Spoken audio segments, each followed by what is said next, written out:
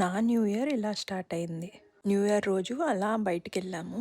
చూస్తే cookies and cakes చాలా ఉన్నాయి. ఈ చిన్ని కప్ కేక్స్ చాలా బాగున్నాయి.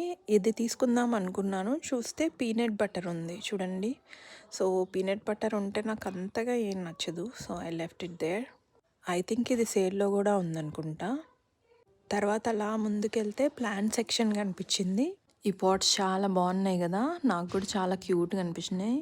ఇలా 2 పాట్స్ పెట్టుకోవచ్చంట. అండ్ తర్వాత ఈ బ్యాంబూ ప్లాంట్ కనిపించింది. సో నేను తీసుకుందాం అనుకున్నాను. సో చూస్తే $50 ఉంది. ఐ ఫెల్ట్ ఓవర్ ప్రైజ్డ్ అని. నేను తర్వాత హెచ్ఈబీలో చూస్తే చాలా తక్కువకు ఉంది. తర్వాత ఈ స్వెటర్స్ కనిపించాయి, ట్రై చేశాను. వన్ ఆఫ్ దమ్ తీసుకున్నాను. గెస్ చేయండి నేను ఏది తీసుకొని ఉంటాను అని. తర్వాత ఇంటికి వచ్చి కొంచెం పన్నీర్ కబాబ్స్ ట్రై చేద్దాం అనిపించింది. సో పన్నీర్, క్యాప్సికమ్, ఆనియన్స్ అన్నీ కట్ చేసేసి చక్కగా ఈ స్క్యూవర్కి గుచ్చేసుకున్నాను.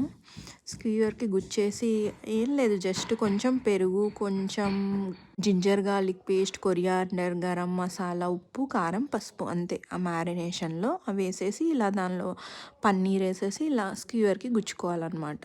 సో గుచ్చుకున్నాక ఎనీథింగ్ పాన్ ఫ్రై కానీ లేకపోతే ఎయిర్ ఫ్రైయర్ కానీ ఎలా అయినా ఫ్రై చేసుకోవచ్చు. నేను కొన్ని ఎయిర్ ఫ్రైయర్లో చేశాను, కొన్ని పాన్ ఫ్రైయర్లో చేశాను. ఇక్కడ చూపిస్తుంది ప్యాన్లో ఫ్రై చేసేదన్నమాట.